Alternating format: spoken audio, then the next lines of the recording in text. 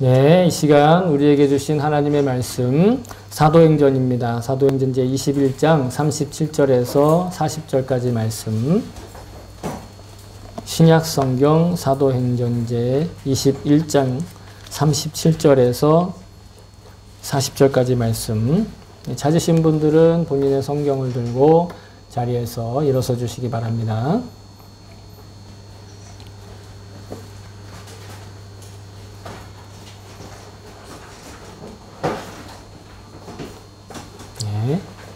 자, 됐나요? 자, 그러면 우리 한 목소리로 맞춰서 받들어 읽겠습니다. 시작. 바울이 병영 안으로 끌려 들어갈 즈음에 그는 천부장에게 한 말씀 드려도 됩니까? 하고 물었다. 천부장이 당신은 그리스 말을 할 줄 아오? 그러면 당신은 얼마 전에 폭동을 일으키고 4,000명의 자객을 이끌고 광야로 나간 그 이집트 사람이 아니오? 하고 반문하였다. 바울이 대답하였다. 나는 길리기아의 다소 출신으로 유대 사람으로 그 유명한 도시의 시민입니다. 저 사람들에게 내가 한마디 말을 하게 허락해 주십시오. 천부장이 허락하니 바울은 층계에 서서 무리에게 손을 흔들어 조용하게 하였다. 잠잠해지자 바울은 히브리 말로 연설을 하였다. 아멘. 네, 주의 말씀입니다. 모두 자리에 앉아주시기 바랍니다. 네, 설교를 위해서 잠깐 기도하겠습니다. 참 좋으신 하나님 아버지 감사합니다. 하나님 주님의 사랑하시고 귀하시는 주의 백성들 앞에 이 무익한 종을 세워주셔서 완벽하시고 온전하시고 영원하신 주의 말씀을 전하게 하심을 감사와 찬양을 드립니다. 그저 주님 은혜입니다.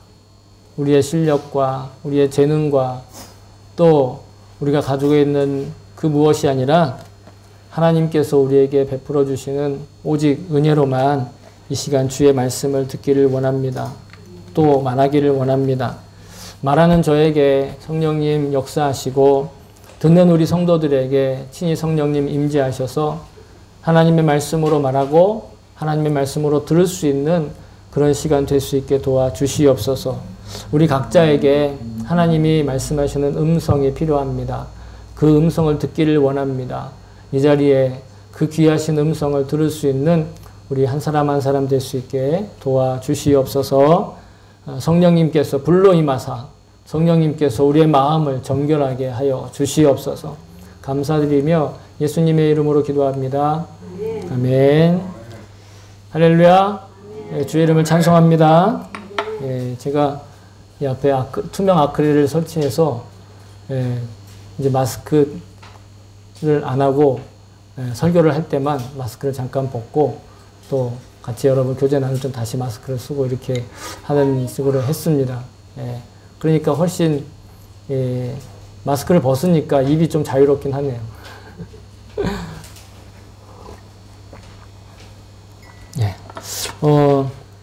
매일매일 더운 날씨 그리고 생각지도 않은 뒤숭숭한 뉴스 때문에 아마 온전한 컨디션으로 살기가 참 부담스러운 그런 시기를 우리가 보내고 있습니다. 특별히 더 그런 것 같은데요.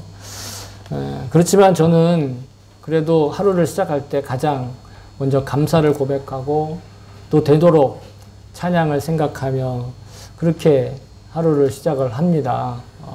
감사거리가 있거나 찬양할 수 있는 어떤 좋은 일이 생겨서가 아니라 그냥 먼저 선제적으로 감사하고 찬양하는데 하루를 시작을 합니다. 그리고 그날 주님께서 나랑 늘 동행해 주시기 때문에 반드시 흔적이 남을 텐데 그 흔적들을 찾아서 흔적들을 기록하고 하루의 삶을 점검하는 그런 하루의 루틴을 지켜 나가고 있습니다.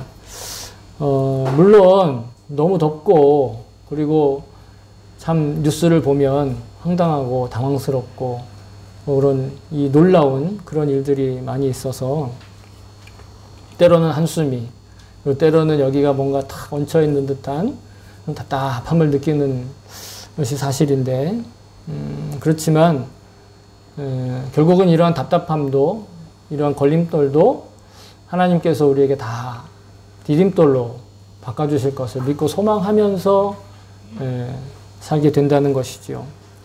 근데 이렇게 제가 이렇게 산다고 해서 제가 여러분보다 뭐 믿음이 더 뛰어나고 아니면 뭐 그냥 이 또한 지나가리라 이런 어떤 뭔가 득도한 마음으로 그렇게 살아가는 것이 아닙니다. 자포자기한 것도 아니고요. 저도 어렵고 저도 한숨이 나오고 저도 실패하고 좌절하고 그리고 답답합니다. 그럼에도 그러한 나의 실력과 나의 재능과 나의 환경이 아니라 그 가운데 채우시는 하나님의 소망, 주님의 소망으로 살게 된다는 것이죠. 여러분 부디 이렇게 어렵고 힘들수록 또 아무런 정말 희망이 없는 것처럼 앞이 캄캄한 것처럼 보이는 때일수록 더더욱 주님의 소망을 기억하면서 주님의 소망으로 자신의 환경과 여건을 채울 수 있기를 다시 한번 주의 이름으로 축복합니다. 좀 안 좋은 뉴스가 있어서 제가 좀 직접 언급을 하지 않겠지만 아마 요즘에 주변의 사람들도 그렇고 또 그런 모습들을 보고 있는 우리들도 영향을 받지 않을까 생각을 해서 여러분들을 권면하고 축복하면서 격려하는 마음으로 말씀을 드렸습니다. 오늘 말씀과도 아마 긴밀한 연결이 되어 있는 그런 메시지라고 생각을 하는데요. 지금 바울이 이제 천부장이 그를 체포해서 이제 군인들이 그를 데리고 로마 군인의 병영 안으로 들어갑니다. 그러니까 로마 군인의 군대 이 주둔지 안으로 들어가는 거예요. 주둔지 않은 그 찰나인데 그때까지도 사람들이 바울을 이렇게 계속 폭력으로 때리고 잡아 끌고 너무 심했던 것 같아요. 그러니까 아예 군인들이 그 사람을 머리 위로 들고 올라갔다라는 것이죠. 만약에 그런 상황에서 우리 같으면 아유 저 사람들 때문에 죽을 뻔했는데 잘 됐다. 이참에 좀 편하게 가자. 이렇게 생각할 수도 있겠죠. 그리고 바울은 로마 군인들한테 잡히는 것이 오히려 더 지금 자기의 형편에서는 유리할 수도 있어요. 보통 사람 같으면 그러면 아무 소리 안 하고 그냥 군대 그 주둔지 안으로 들어갔을 겁니다. 보호구역 안으로 들어갔을 거예요. 그런데 바울은 천부장에게 우리의 예상을 벗어나는 뛰어넘는 그런 부탁을 하죠. 뭐라고 하냐면 한 말씀 드리겠습니다. 무슨 한 말씀이에요. 그냥 조용히 그냥 들어가면 되지. 들어가서 한 말씀을 해도 그냥 들어가서 한 말씀 하면 되잖아요. 근데 굳이 꼭 거기에서 한 말씀을 하겠다는 거예요. 왜요? 유대인들에게 참된 복음의 메시지를 전하고 싶은 마음이 있었기 때문에 그러는 거예요. 왜냐하면 이제 로마 군대의 주둔지 안으로 들어가면 그 기회를 다시 언제 얻을 수 있을지 모르는 거죠. 실제로 바울이 이제 로마로 압송되어 가요. 체포돼서 로마로 끌려가는데 다시는 유대 사람들을 만나지 못해요. 그러니까 마지막 기회잖아요. 그 마지막 기회를 살리기 위해서 그가 천부장에게 한마디 하겠다고 얘기를 하는데 천부장과 언어가 통했다라는 것입니다. 언어가 통했다는 건 뭐냐면 천부장은 지금 그리스 말을 하는 사람이었어요. 우리 개역성경을 가지고 계신 분들은 헬라어라고 써있을 거예요. 헬라말. 헬라어나 그리스 말이나 다 같은 말이에요. 헬라어라는 말을 어떻게 해서 나오는 거냐면 세계사 시간에 아마 헬레니즘 문화라고 들어보셨을 겁니다. 헬레니즘 문화. 그 헬레니즘 문화의 토대가 되는 언어가 헬라어, 즉 고대 그리스어예요. 그러니까 지금 천부장은 그리스 말을 할 줄 아는 사람인데 로마 군인이었지만 그러나 이 사람을 처음에 그리스 말을 할 줄 아는 사람으로 알지 못했다라는 것이죠. 그러면서 한다는 말이 당신이 반란을 일으키고 광야로 도망간 이집트 사람 아니요? 이렇게 되묻는다라는 거죠. 그러니까 지금 천부장 입장에서는 로마의 반란을 일으키려고 하다가 실패해서 도망간 이집트 사람이라고 착각을 하고 오해를 하고 지금 일단 바울을 붙드는 거예요. 그런데 바울은 그 이집트 사람이 아니라, 말이 소통이 안 되는 사람이 아니라 로마 제국의 아주 고위급인 천부장이 하는 그리스 말을 할 줄 아는 사람이었다라는 것이죠. 그러니까 당황해서 반문을 하는 겁니다. 당신 그리스 말 할 줄 아느냐고. 일단 당황했던 것 같아요.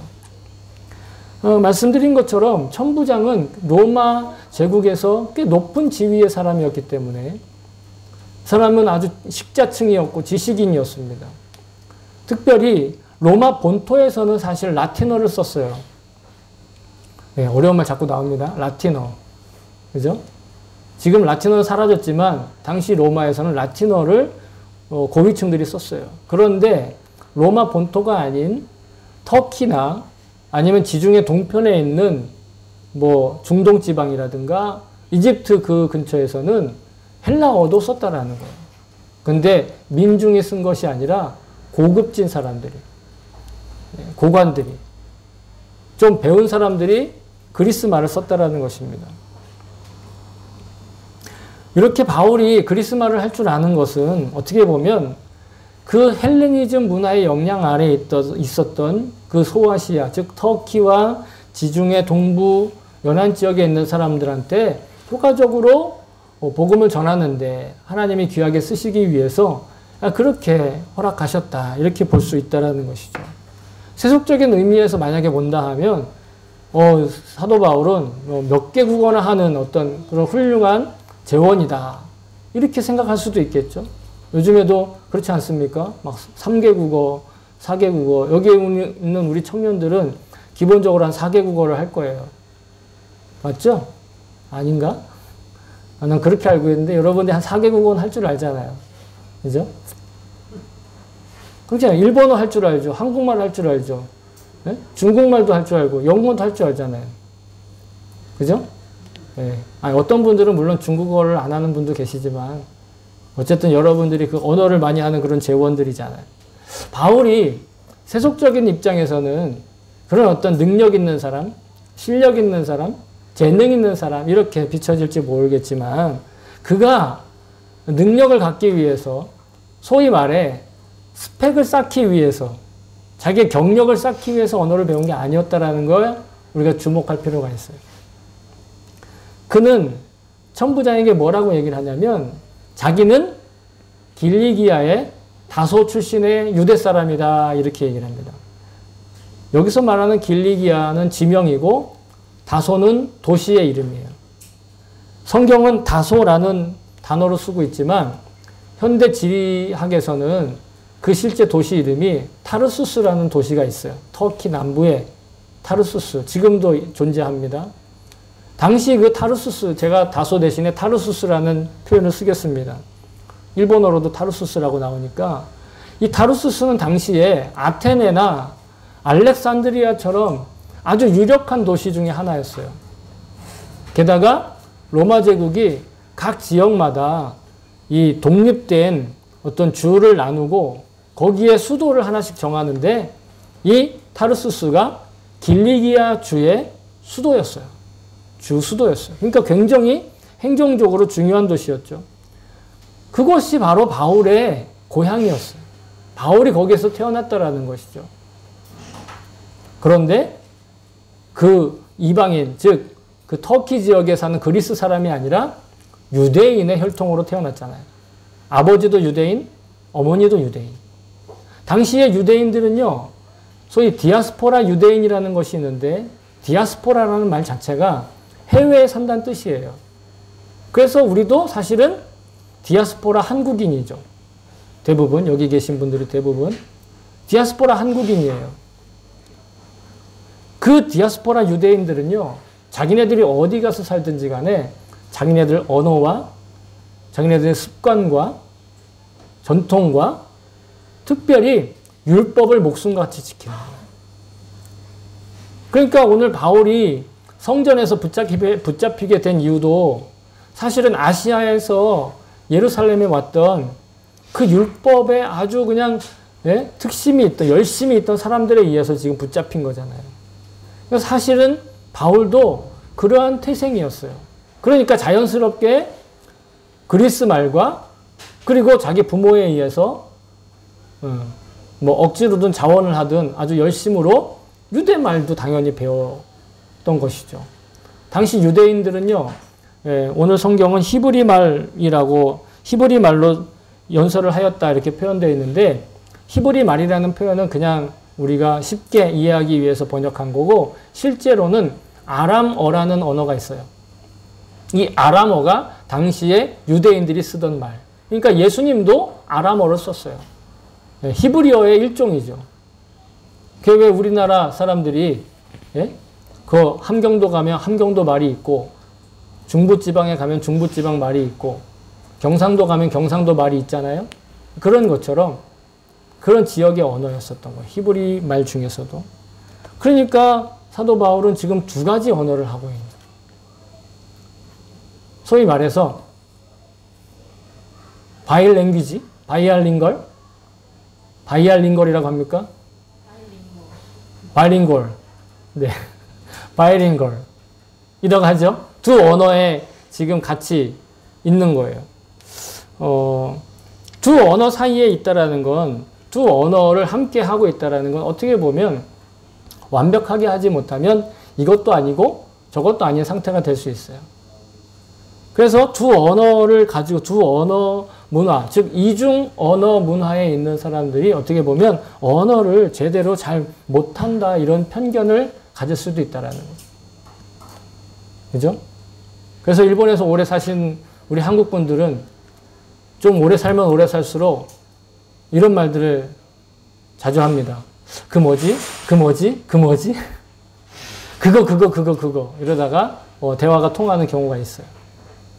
이것도 안 되고 저것도 안 되는 것처럼. 그런데 여러분, 저는 이 사도 바울의 이 두 언어, 즉 이중 언어 환경에 처해 있는 바울의 모습을 보면서 오히려 그 이중 언어의 환경이 이것도 알고 저것도 알 수 있는 매우 중요한 자리다라는 것을 깨우치게 되었습니다.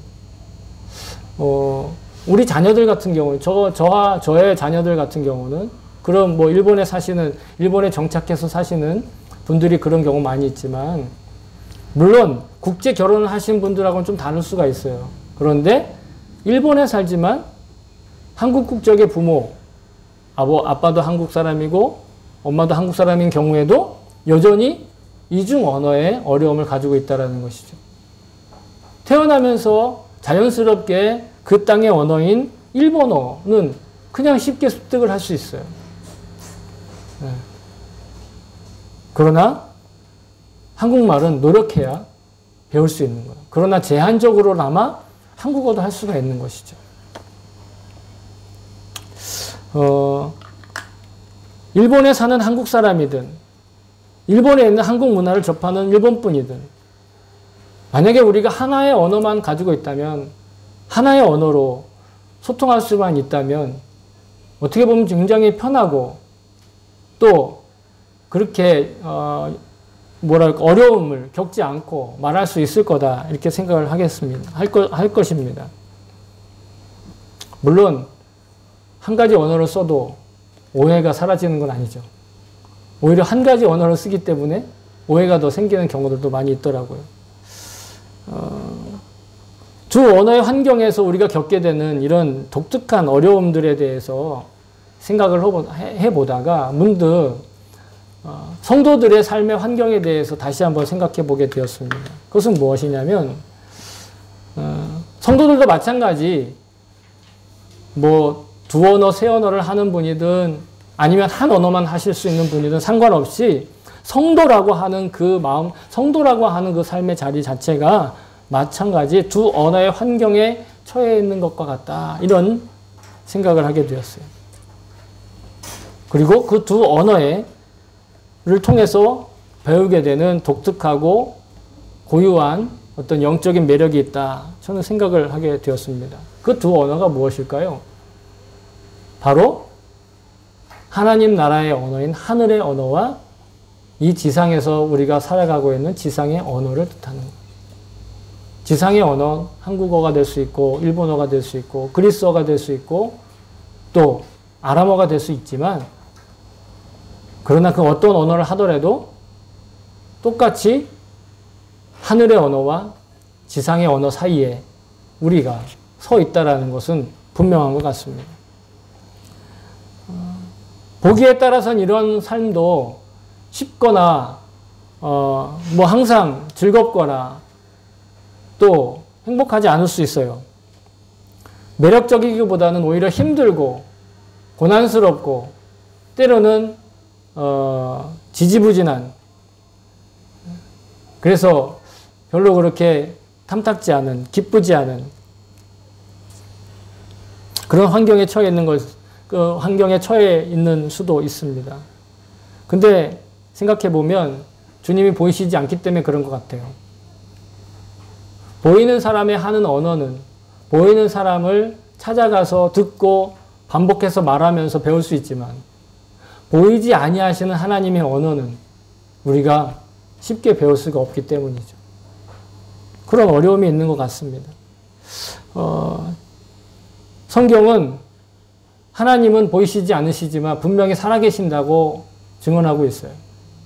그리고 또 동시에 존재하고 계시지만 보이지 않으시는 하나님을 믿는 사람들의 고충과 어려움에 대해서도 성경은 또 이야기를 하고 있다는 것이죠. 욥이 이렇게 고백을 했습니다. 욥기 23장 8절과 9절에 이렇게 기록되어 있는데요. 그런데 내가 앞으로 가도 그가 아니 계시고 뒤로 가도 보이지 아니하며 그가 왼쪽에서 일하시나 내가 만날 수 없고 그가 오른쪽으로 돌이키시나 배울 수 없구나. 하나님이 보이시지 않으니까, 하나님이 일하시는 것을 볼 수가 없는 거예요. 육신의 눈으로, 현실의 눈으로 보여지지가 않는다는 것이죠. 이게 어떻게 보면 하늘의 언어와 지상의 언어를 모두 말할 수 있는 성도들이 겪고 있는 이 땅에서의 고충이 아닐까, 고생이 아닐까, 힘듦이 아닐까 생각을 해봅니다. 분명 하나님께서는 살아계시고 존재하고 계셔요. 그거는 분명합니다. 그러나 우리의 눈이 그것을 볼 수 없기 때문에 우리가 좀 불편하다는 것이죠. 그러니까 하나님을 볼 수 없으니 하나님의 음성을 직접 듣는 것도 사실 불가능한 거예요. 그러니까 누군가 하나님의 음성을 직접 듣는다, 육성으로 듣는다고 할 때는 약간의 뭔가 오해가 있는 것입니다. 그러나 분명히 우리는 하나님의 음성을 들을 수 있다는 거죠. 육신의 음성으로는 아니나 우리 마음의 영혼으로 반드시 하나님의 음성은 들을 수 있다는 거예요. 왜냐하면 하나님은 어떠한 언어로든 말씀하실 수 있기 때문에, 어떠한 언어로든 들을 수 있으신 분이기 때문에, 만약에 하늘의 언어가 우리의 육신의 언어처럼, 우리의 육신의 일본어와 한국어와 아니면 아람어와 그리스어처럼 언어 체계가 있어서 그 언어 체계와 문법을 가지고 배워야 하는 언어라면, 그러면 하나님의 언어도, 하나님의 하늘의 언어도 함부로 배울 수가 없고 함부로 이해할 수 없겠죠. 그런데 그러한 언어가 아니기 때문에 오히려 이 땅의 모든 언어를 혼잡하게 하고 이 땅의 모든 민족을 흩으신 그 하나님께서 그 모든 언어의 중심이 되시기 때문에 우리는 얼마든지 하나님의 언어에 속할 수 있고 하나님의 언어를 들을 수 있고 하나님의 언어를 우리의 언어로 말할 수 있다는 것이죠. 여러분, 놀라운 것입니다. 신비로운 것이죠. 창세기 11장 9절에 바벨탑 이야기가 나오는데 이렇게 이야기를 하고 있습니다. 그러므로 그 이름을 바벨이라 하니 이는 여호와께서 거기서 온 땅의 언어를 혼잡하게 하셨습니다. 여호와께서 거기서 그들을 온 지면에 흩으셨더라. 바벨이라는 말은 바라르에서 온 말인데 그것은 혼잡하게 하다, 뒤섞다라는 뜻이에요. 인간의 언어를 혼잡케 하신 하나님은 그 혼잡케 하신 모든 언어를 이해하실 수 있으며 말하실 수 있다는 거예요. 그러니까 어떤 육성으로 듣는 하나님의 언어가 아니라 마음으로 와닿는, 믿음으로 와닿는, 즉 이 세상 모든 언어로 번역이 된 성경의 표현들을 통해서, 성경이 가르쳐 주시는 그 가치관을 통해서 우리는 하나님의 언어를 말할 수 있다는 거예요. 제가 여러분과 함께 오늘 본문을 통해서 함께 나누고 싶은, 주목하고 싶은 점은 무엇이냐? 우리도 그렇게 현실의 이중적인 언어에 살고 있는 것처럼, 그래서 고유한 매력과 지평을 경험하는 것처럼 이 땅에서 회개하고 죄사함을 받고 거듭나서 구원의 삶을 살고 있는 성도들은 마찬가지로 하늘의 언어와 이 지상의 언어라는 이중 언어를 사용하는 고유하고 매력적인 삶을 지금 우리가 살고 있다라는 것이. 신앙생활을 한다라는 게 그 가운데 있다라는 거예요. 내가 하늘의 언어와 지상의 언어를 모두 말할 수 있는 지경에 있다. 여러분, 독일의 철학자 중에 하이데거라는 사람이 있습니다. 혹시 들어보셨나요? 아시나요? 하이데거. 못 들어보셨나요? 독일의 철학자 하이데거라는 사람이 있는데 굉장히 유명한 사람입니다. 이 사람이 뭐라고 얘기를 했냐면 언어가 존재의 집이다. 언어는 존재의 집이다. 이런 말을 했어요. 사람의 말은 그 사람의 존재의 집이다. 즉 그 사람의 말과 그 사람의 언어와 그 사람의 소통수단이 그를 보호하고 자라나게 하고 성숙하게 한다라는 거예요. 사람은 집을 통해서 보호받고 집을 통해서 자라나고 집을 통해서 깊어지는 거예요. 그 사람의 언어가 그 사람을 자라게 하고 보호하고 깊어지게 한다라는 것이죠. 물론 지상의 언어도 우리를 보호하고 지상의 언어도 우리를 자라게 하고 성숙하게 할 수 있고 깊어지게 할 수 있지만 구원받은 우리가 구원받은 우리답게 아름답게 보호받고 자라고 깊어지기 위해선 어떤 언어가 필요하냐? 바로 하늘의 언어가 필요하다라는 거예요. 뭐 하늘의 언어라고 해서 무슨 방언만을 이야기하는 것이 아니라 하나님의 성경이 우리에게 가르쳐 주시는 모든 가르침이 다 하나님의 언어라는 거예요. 하나님의 말씀이 곧 우리의 언어라는 것이. 하나님의 음성을 듣는다라는 건 성경 말씀을 통해서 우리에게 주시는 감동과 감격과 찔림과 그 모든 것들이 하나님이 나에게 말씀하시는 언어라는 것이죠. 그래서 성경은요, 하나님의 말씀, 그 하나님의 말씀이 우리에게 어떤 역할을 하고 있는지 수도 없이 많은 곳에서 이야기를 하고 있어요. 가르쳐주고 있어요. 특별히 시편 119편. 여러분, 불이 나거나 아니면 긴급한 상황이 되면 어디다 전화합니까? 119에다가 전화하잖아요. 뭐 샤쿠토방에다 하시는 분도 계시겠지만 119에다 전화하면 앰뷸런스가 오죠. 그죠? 급하고 위급한 상황에. 네, 시편 119편을 펼치세요. 시편 119편을 펼치면 그곳에 계속해서 강조하고 있는 것이 그 말씀의 능력과 그 말씀의 힘과 그 말씀이 우리에게 어떠한 에너지가 되시는지를 말씀해 주고 계세요. 제가 시편 119편은요, 또 시편 중에서 가장 길어요. 몇 장을 넘어갑니다. 그 중에 다 말씀에 대해서 이야기를 하고 있지만 다 고백하면 시간이 모자르니까 딱 세 구절만 제가 선별을 했습니다. 그래서 우리 한 구절 한 구절 우리가 이 앞에 보시면서 구절을 고백해 볼게요. 같이 고백해 볼 105절부터 119편 105절부터 같이 한번 고백해 보겠습니다. 시작. 주의 말씀은 내 발의 등이요 내 길의 빛이니이다. 아멘. 주님의 말씀이 내 발에 등불이 되고, 그러니까 내 발밑을 비춰주는 등불이 되고, 내가 가는 길에 빛이 되어 주신다는. 다음으로 130절인데요. 같이 읽읍시다. 시작. 주의 말씀을 열면 빛이 비치어 우둔한 사람들을 깨닫게 하나이다. 아멘. 주님의 말씀이 우리를 가르쳐 주신다는. 아까 말씀드렸죠. 언어가 존재의 집이라 할 때 그 언어가 우리를 보호하고 자라게 하고 깊어지게 한다는, 우리를 깊어지게 하는 게 하나님의 말씀이에요. 마지막으로 세 번째 같이 읽읍시다. 시작. 주의 말씀의 강령은 진리이오니 주의 의로운 모든 규례들은 영원하리이다. 아멘. 단지 우리가 살 동안만 유효한 어떤 그런 노하우가 아니라 이 말씀은 영원토록 우리에게 진리고 기준이 되고 우리를 자라게 하고 깊어지게 하고 우리를 지켜주신다라는 거죠. 여러분 단지 이 시편의 기록뿐만 아니라요.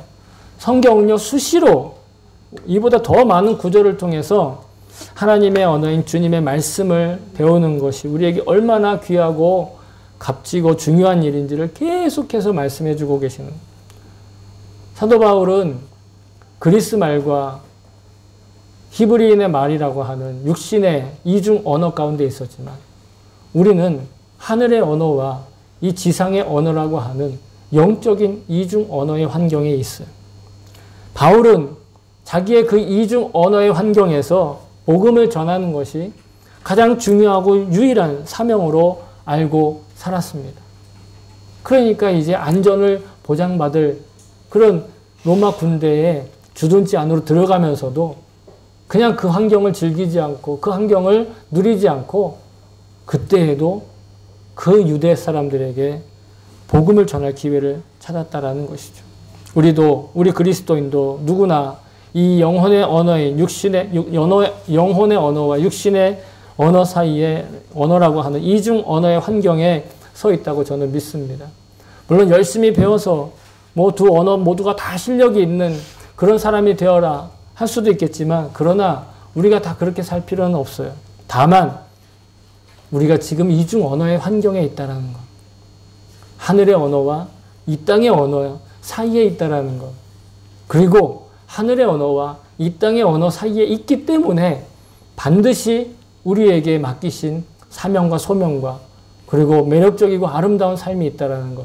여러분 그것을 우리가 잊지 않았으면 좋겠습니다.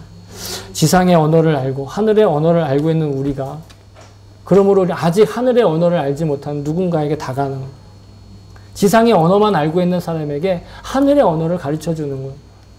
하늘의 언어란 쉽게 얘기하면 예수 그리스도의 복음이에요.